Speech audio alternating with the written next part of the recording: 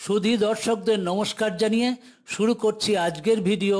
অধিক ডিম উৎপাদন, ব্রুড মাছ পালনের 15টি সেরা কৌশল। পোনা মাছের ব্রিডিং করার সময় প্রধান কাজটি হলো ব্রুড মাছ ধরে উপযুক্ত মাছ বাছাই করা। অনেক মাছ চাষি এই সময়ে বুঝে উঠতে পারেন না কোন মাছটা রাখবো আর কোনটা ছাড়বো। অনেক সময় ভালো ব্রুডারের অভাবে মোটামুটিভাবে মাছ সিলেক্ট করে থাকেন, ফলে সেই মাছ থেকে ভালো ডিম পাওয়া যায় না বা ফার্টিলাইজেশন ভালোভাবে হয় না। কিন্তু ব্রুড মাছ যদি বিজ্ঞানভিত্তিক পালন করেন তাহলে অতি সহজেই বাছাই করা যায়। দেখা মাত্রই, বারবার ঘাঁটাঘাঁটি না করেই বলতে পারেন ওকে। ফলে সেই মাছ থেকে প্রচুর ডিম পেতে পারেন, যা কম করে 90 থেকে 95% নিষিক্ত বা ফার্টিলাইজড হতে পারে। তাহলে এবার দেখা যাক ব্রুড পালনের কৌশলগুলো কি কি। 1 নম্বর, ব্রুড মাছ বা প্রজননক্ষম মাছকে প্রজনন ঋতুর 5 থেকে 6 মাস আগে অর্থাৎ জানুয়ারি ফেব্রুয়ারি মাসে ব্রুড পুকুরে মজুত করে উপযুক্ত তদারকি শুরু করে দিন। 2 নম্বর, প্রতি বিঘায় বড়জোর 100 থেকে 133 কেজি ব্রুড মাছ ছাড়ুন। বেশি ছাড়লে সব মাছ ডিম পাড়ার উপযুক্ত হবে না, একটা মাছ থেকে বেশি ডিম পাবেন না এবং মাছে রোগ হওয়ার চান্স থাকবে বেশি। 3 নম্বর, ব্রুড মাছ ছাড়ুন 2 থেকে 4 বছর বয়সী ও 2-3 কেজির বেশি ওজনের। 4 নম্বর, প্রত্যেক প্রজাতির মাছ আলাদা পুকুরে ছাড়ুন।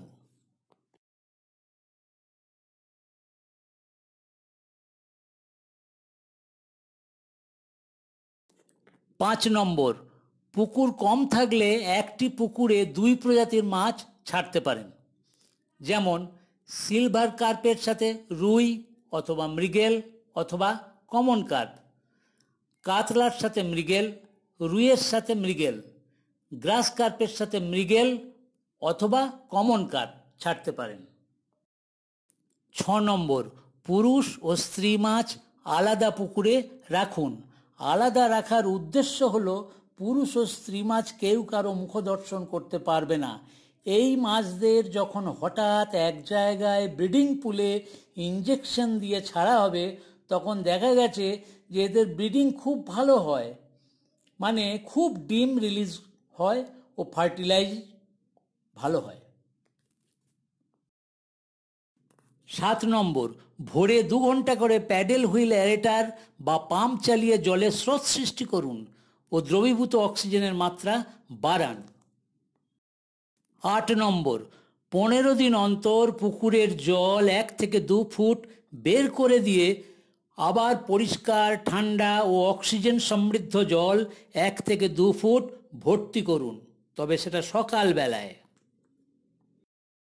9 নম্বর, পরীক্ষায় প্রমাণিত যে ডিম্বাশয়ের উসাইট তৈরি থেকে পরিপক্ক হওয়া পর্যন্ত এবং তার ফার্টিলাইজেশনে ক্যালসিয়ামের একটা বড় ভূমিকা আছে। সেজন্য ব্রুড মাছের দেহে ক্যালসিয়ামের অভাব পূরণ করতে পুকুরে চুন প্রয়োগ করা অত্যাবশ্যক, কারণ চুনে ক্যালসিয়াম থাকে। পুকুর তৈরি করার সময় পুকুর শুকিয়ে মাটির ওপর চুনের গুঁড়ো ছড়িয়ে মিশিয়ে দিন মাটির সাথে, বিঘা প্রতি 15 কেজি। এর ফলে অনেক রোগ জীবাণু ধ্বংস হয়ে যাবে। পরের মাস থেকে 15 দিন অন্তর চুন গুলে জলের ওপর ছড়িয়ে দিন, বিঘা প্রতি 2 থেকে 3 কেজি। 10 নম্বর, 15 দিন অন্তর পুকুরে প্ল্যাঙ্কটন কত পরিমাণ আছে পরীক্ষা করুন। যদি দেখেন পুকুরের প্রতি 55 লিটার জলে 2 থেকে 2.5 মিলিলিটার প্ল্যাঙ্কটন আছে তাহলে তা উপযুক্ত। এর থেকে প্ল্যাঙ্কটনের পরিমাণ যদি কম থাকে তাহলে পুকুরে সার প্রয়োগ করে প্ল্যাঙ্কটনের উৎপাদন বাড়াতে হবে। 11 নম্বর, ব্রুডার পুকুরে প্ল্যাঙ্কটনের উৎপাদন বাড়াতে জৈব সার ও রাসায়নিক সার দুটোই প্রয়োগ করতে হবে।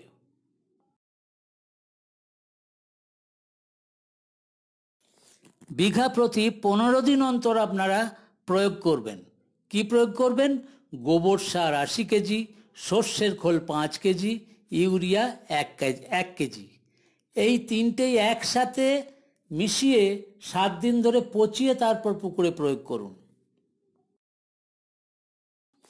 আর দিতে হবে সিঙ্গেল সুপার ফসফেট 1 কেজি করে 15 দিন অন্তর। এটা আলাদাভাবে জলে গুলে পুকুরে ছড়িয়ে দেবেন এবং মনে রাখবেন ঠিক চুন দেওয়ার 10 দিন পর, কারণ চুন দেওয়ার পরেই যদি সিঙ্গেল সুপার ফসফেট দেন তাহলে সেটা ক্যালসিয়াম ফসফেট হয়ে জলের তলায় থিতিয়ে পড়বে এবং পুকুরের তলদেশে একটা শ্যাওলার ম্যাট তৈরি হয়ে যাবে। 12 নম্বর, প্রতিদিন মোট ওজনের 3% হারে রাইস পালিশ ও বাদাম খোল বা সর্ষের খোল সমপরিমাণে মিশিয়ে অথবা সুষম খাদ্য খাওয়াতে হবে মাছদের। এই সুষম খাদ্যর ডিটেল ব্যাপারটা আমি অন্য ভিডিওতে দেখাবো। 13 নম্বর, 15 দিন অন্তর পুকুরে জাল টেনে মাছের স্বাস্থ্য পরীক্ষা করুন। 14 নম্বর, জাল টানার পর মাছ এক জায়গায় করে তার উপর পটাশিয়াম পারম্যাঙ্গানেটের দ্রবণ ছিটিয়ে দিন। হাঁড়িতে প্রতি লিটার জলে 5 মিলিগ্রাম এবং এই মাছগুলোকে 1 মিনিট রেখে আবার পুকুরে ছেড়ে দিন। 15 নম্বর, ব্রুড মাছে যাতে রোগ না হয় সেজন্য প্রতিরোধ ব্যবস্থা আপনাদের নিতে হবে। সেটা ব্রুড পুকুরের জন্য আলাদা জাল ব্যবহার করুন। মাথায় রাখবেন দুটি কথা: ব্রুড পুকুরে আরগুলাস বা মাছের উকুন ও চাঁদা মাছের আবির্ভাব হওয়া অত্যন্ত ক্ষতিকর। ভিডিওটি ভালো লাগলে সাবস্ক্রাইব, লাইক, কমেন্ট ও শেয়ার করতে ভুলবেন না, কারণ আপনাদের অনুপ্রেরণাই আমার এই পথ চলার আনন্দ।